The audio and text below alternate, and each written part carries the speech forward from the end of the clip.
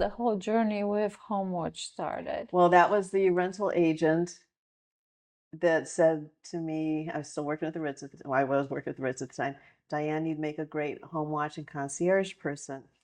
So I thought you only had a concierge at a hotel, and what in the world is home watch? And I didn't know, but Facebook had just like started then. So I looked it up, and there was a gentleman, Matt, who he looked like a nice guy when he took his professional picture in front of the fountain at the Ritz Carlton in Tiburon. But I contacted him, and he goes, well, he goes, as a matter of fact, I just, I'm hiring somebody, so let me talk to you. It was kind of like one of those, you had me at hello times. But I worked for him for a while, and when I left his employ, I went to work for the Realtor and started her home watch and concierge division. So I Wow. got trained. I mean, I didn't like Yes. make all this home watch stuff up. I got trained and learned.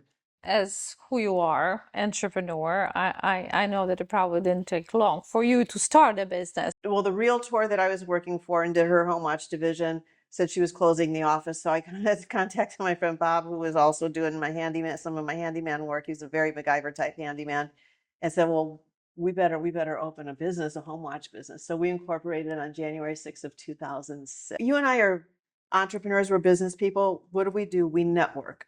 Why do Yes. people think that networking is a bad thing? It's the best very thing in the important. world. It's the most It's important the thing you best. do. Yes. It's Especially when you're starting a business. oh gosh, yeah. Like you should go out all the time to every networking event. You wear your logo attire, get a name Yes. tag. A name tag when you wear it, no, you should always wear it Yes. on your right hand side, because when you shake hands, your eye contact goes to your right hand side. Your right hand side, so you should put your name tag.